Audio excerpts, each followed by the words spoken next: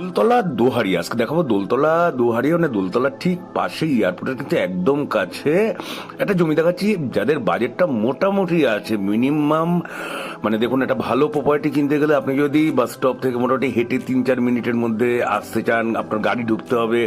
জমিটা ছোট থাকলেও হবে, নিজের মতো করে বাড়ি বানিয়ে নেবেন, গ্যারেজ গ্যারেজ হবে এবং দোকান বাজার সমস্ত স্কুল সবকিছুই আপনার কাছাকাছি থাকবে।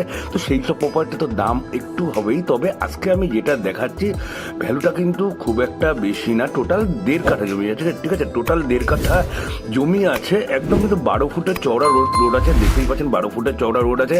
এখান থেকে যে দোহারিয়া স্টপেজ আছে মানে দোলতলার একদম পাশে, হেঁটে মাত্র হয়তো 5 মিনিট ম্যাক্সিমাম লাগতে পারে। না অটো টোটো নিয়ে আসার প্রয়োজন হবে না, হেঁটেই হেঁটেই চলে আসতে পারবেন, যেহেতু বেশি দূরে না।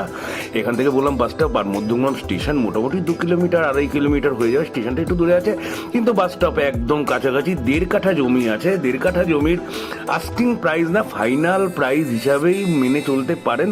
25 লক্ষ টাকা আছে, মাত্র 25 লক্ষ টাকার মধ্যে এরকম একটা লোকেশনে আপনি কিন্তু 1.5 কাঠা। আশেপাশে কিন্তু অসংখ্য প্রমোটিং বিল্ডিং আছে। প্রপার্টি ভালো লাগলে অবশ্যই ফোন করে দেবেন।